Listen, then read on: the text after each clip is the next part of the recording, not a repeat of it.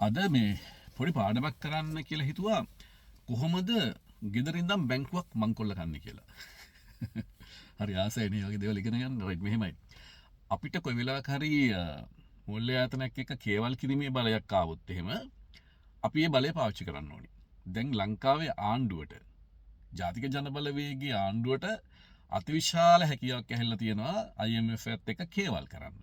ඒ කියන්නේ දිට්වා නිසා වෙච්ච හානිය, සංචාරක කර්මාන්තයේ කඩා වැටීම, අරාබිය යුද්ධ තත්ත්වය.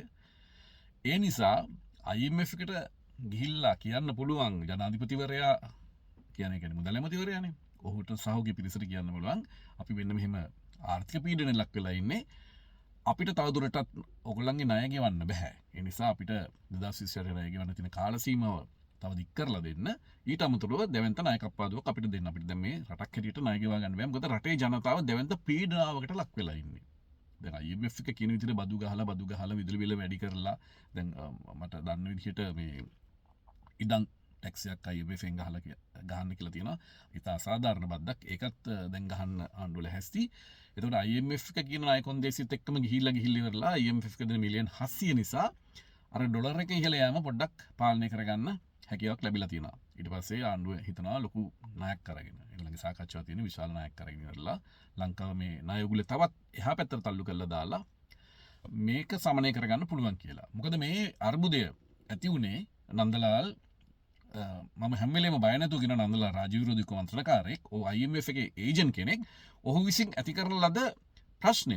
ඒ කියන්නේ ඔහු තමයි මේකේ මේ කොනේ ඉන්නේ. රනිල් වික්‍රමසිංහ බලයට පත් කිරීම සඳහා ගෝඨාභය රාජපක්ෂගේ ආණ්ඩුව කාලේ ලංකාව බංකොලොත් කියලා තනි තීරණයක් ගත්ත නන්දලාල් මේ වෙලාවේ හැසිරෙන්නේ රනිල් වික්‍රමසිංහ බලයට ගේන්න ඕන කරන අවශ්‍ය වටපිටාව හදන්න. දැන් ඒගොල්ලන්ගේ ප්ලෑන් එක තියෙන්නේ ජනතාව දැවන්ත ආර්ථික පීඩනයට නතු වෙලා ඉන්න වෙලාවේ ඒක පාවිච්චි කරලා උද්ඝෝෂණ වර්ජන පිකටින් වගේ දේවල් ටිකක් පටන් අරගෙන ඊට පස්සේ කොහොම හරි කරලා පාර්ලිමේන්තුව විසිරවා ගැනීමේ තැනකට රටේ ජනතාවගේ මතය හදන්න. මොකද සජිත් ප්‍රේමදාස කියන මිනිස්සයා දැන් ඉතින් රටේ ජෝකර් කෙනෙක් වෙලා ගියා තන්නේ. ඔහුට දැන් විපක්ෂ නායකයෙක් හැටියට කරන්න පුළුවන් මොන බඩ කඩਿੱතුවක් නැහැ. ඒක නාමල් රාජපක්ෂ කියන්නේ ගව් ගන්නක් ඈත ඉන්න මිනිස්සෙක් යාට ලංකාවේ බලය ලබා ගන්න මං හිතන්නේ කවදාවත් පුළුවන් වෙයි කියලා.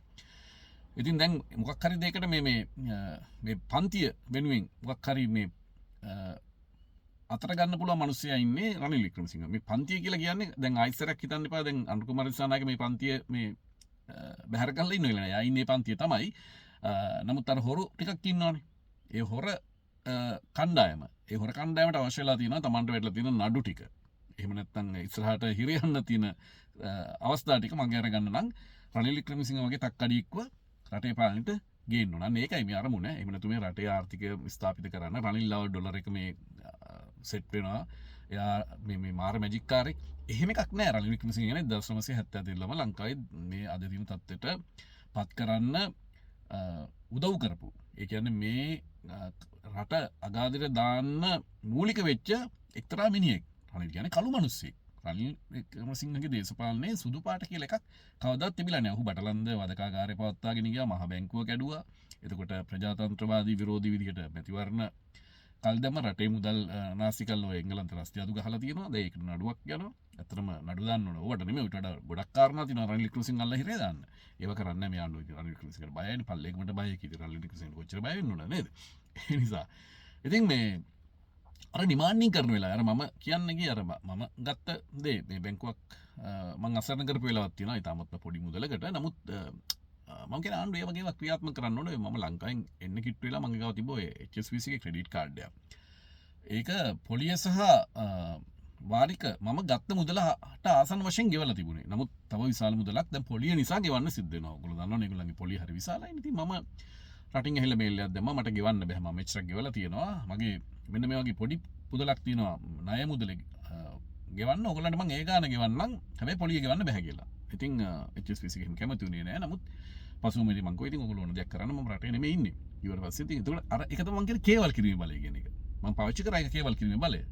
පාවිච්චි කරලා පස්සේ ඒගොල්ලෝ කිව්වා රයිට් මොන හරි දෙයක් හම්බ වෙනවා හරි ඕක ගෙවන්න කියලා. ගෙවන්න කිව්වට පස්සේ ඒගොල්ලෝ කිව්වා රයිට් හොඳයි thank you very much ගෙව්වට. නමුත් අපි කවදාත් ඔයාලට ආයේ HSBC එකේ ණයක් දෙන්නේ නැහැ කියලා. ඉතින් මම අර මගේ තියෙන කින්ඩිය දාලා මම කිව්වා මම ඕස්ට්‍රේලියාවේ නම් HSBC එකේ බෝඩ් එකක් දැක්කේ නැහැ කියලා. මං හිතන්නේ අද බැංකුව ලංකාවේ නැහැ HSBC එක නේද? ඉතින් එහෙම තමයි IMF එක.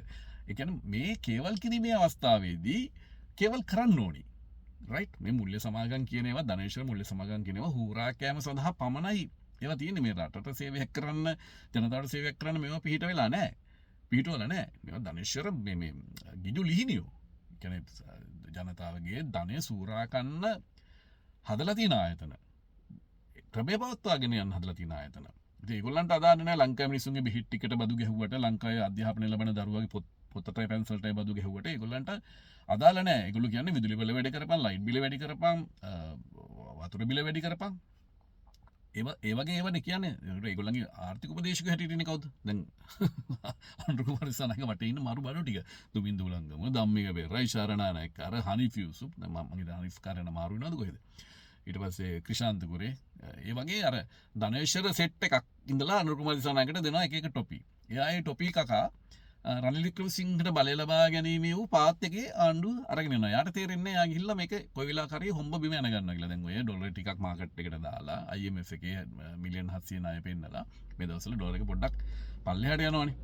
එතකොට ඒක මොකක් හරි කරලා එක්තරා සීමාවකදී මේගොල්ලෝ බැලන්ස් කරගෙන ඒ ණයක් අරගෙන ඒ තාමත්ම මේ නුවණ ඇති තීරණයක් අරගෙන නෙමෙයි මේ වැඩේ කරන්නේ. මේ වැඩේ පාලනය කරන්නේ කෙටි කාලීනව. දීර්ඝ කාලීන වැඩක් කළා නෙමෙයි. අන්න ඒ නිසා ආණ්ඩු පිළිගන්නෙත් නැහැ. ආණ්ඩු හරි උද්දච්චනේ. ආණ්ඩු පිළිගන්නේ ඒගොල්ලෝ මේ වාහන ගෙන්නලා ඉවරලා ඩොලර් 2.4 බිලියන් රටින් පිටට ඇරලා ඉවරලා එතනින් කිලෝ ගත්ත කෙනෙක් ආණ්ඩු පිළිගන්නෙත් නැහැ. උද්දච්ච කතා 100 ගහනට කියනවා. හරිද?